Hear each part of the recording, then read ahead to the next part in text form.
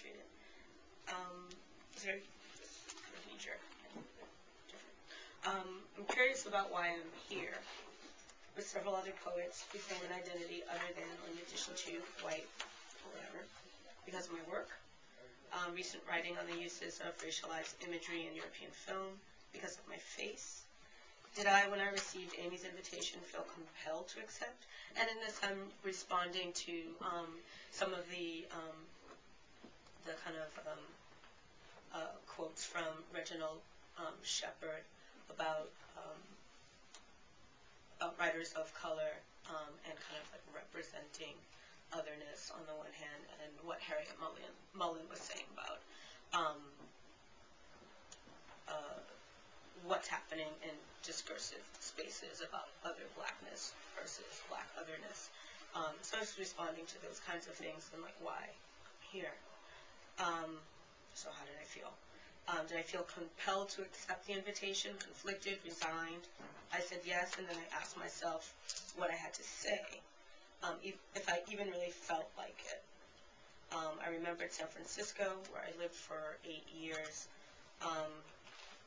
and how this one poet, whose politics seemed in place, experimental poet, who whenever he saw me said, "Hey, Renee," thinking I was Renee Gladman. "How are you?" Then, "Oh, sorry, Giovanni," thinking I was Giovanni Singleton.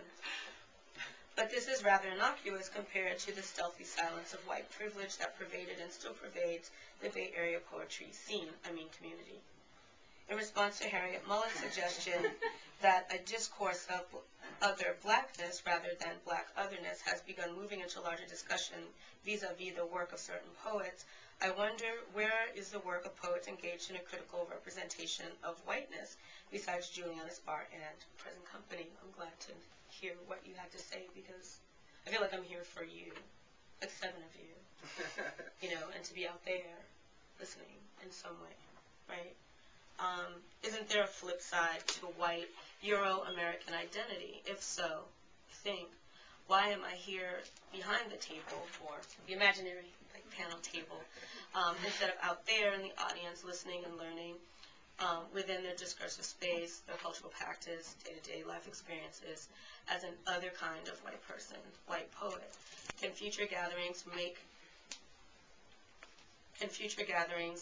the shift from immediately calling on people of color to lead the discussions about race, especially right now, to the tail end of an especially racial, racist, and divisive presidential campaign? Yet, too, I have to talk about writing as an editor, about reading, about the Encyclopedia Project, which I'm one of 3 editors, and how fraught Volume 1 was, not just because perhaps writers of color didn't think the project was for them, but because I assumed that my 2 white co-editors read as widely and inclusively as I did. Simply reading writers of color regularly, organically, is an experiment of consciousness first. A new poll showed recently that 40% of registered Democrats harbor racist views. Surprised? I'm not. Nor am I surprised by the poetics list, the self-perpetuating whiteness of experimental poetry community, who curates, who publishes, who's left out, left to remedy, fix, aid, by starting colored-focused presses. And yet, there is again a conversation happening, begun by white people about white privilege, an acknowledgement of a basic fact. And I go into some diatribe about, inheriting a systemically racist system and benefiting from it in any number of ways. And most of this is because I've received a forward of Tim Wise's, This Is Your Country on White Supremacy about 45 times. And recently, his follow-up, which is, understanding, white supremacy for haters and people in denial or something like that. And so I guess my questions are about how we have these conversations, and in listening to everybody, I realized too that actually Giovanni Singleton and Renee Gladman held a symposium some years ago in the Bay that kind of asked these questions about experimental poetry and race with an all-of-color panel, about how, experimental writing is actually determined within an African kind of diasporic literary tradition, like what is meant by avant-garde. And I wonder how that question kind of shifts and changes according to ideas of what's central and what Chris was saying about aesthetics. So I'll leave it there. Okay. I have an opening statement that will go all over the place, and it will actually sort of address.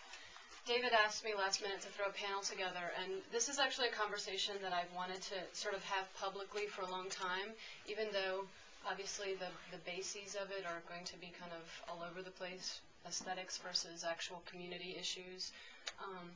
But one thing I do know that anytime you attach the word race to any kind of discussion like this, very often the glaring omission in the discussion and in the audience itself is a lack of Caucasians, white, whatever you want to call people of this skin tone. So I thought, who can talk about these issues? Who should talk about these issues? And you cut out a paragraph that I actually was going to say. I'll quote Christopher Stackhouse, "Political correctness is for the guilty." And I think that it's something that we sort of hide behind, and, I think Mathias will have something to say about this in terms of what he's just talked about in terms of whiteness being a myth. So that said, I want to acknowledge that many of my questions, though I have been careful to be broad and referential, in them I may betray a middle-class white bias that Barbara Jane Reyes recently on her blog responded to in terms of I don't know if any of you have heard of the numbers trouble essay that people were working on in California. Actually, Juliana Spar and Stephanie Young. She responds to and asks to explain the feminist poetics of X community here, and just a little snippet. She writes, "I would ask that this American avant-garde reconsider that we of other communities may not group ourselves in the groupings set up for us by those who do not live in our communities. Consider that Filipino-American poets may have more historical and linguistic commonalities with Chicano and Latino poets. Consider that Filipino-American poets may have more aesthetic commonalities with African-American poets. Consider that Filipino-American poets may have more oral tradition, storytelling commonalities with Native American poets." So I wanted to allude to that just because of the aesthetics component of this discussion. But it's practically speaking, back to this sort of glaring omission of who gets to talk about this issue and how do you join it with poetics. Jennifer Firestone, in her response to the group online, she cites and I'll let you elaborate on this, her classroom, whenever she tries to get students to speak about race, there is a palpable silence among white people, and I'll let her explain how they respond when she does address them. So that's one side of the coin. There's a silence or a fear that white people aren't able to speak about race as though we don't have a race. Mathias will also probably address this even further. And then on the other side of the coin, Tim Yu on his blog, he wrote a lot about the poetics list, of which I am now the moderator of, and fumbling trying to get that thing to sort of become more about discussion. Anyway, one of the things he had to say about why he left the list, and I apologize for taking just a small thing out of it, but he says, "I have to say a few words about the particular ways in which Asians get talked about on this list, which I would argue has everything to do with the peculiar, at times even pathological relationship American poetry has with Asian culture. For the past 100 years and longer, Asian cultural influences have played a role in some of the most significant breakthroughs in American poetry, from Pound and Moore to Rex Ruff, Ginsberg, and Snyder.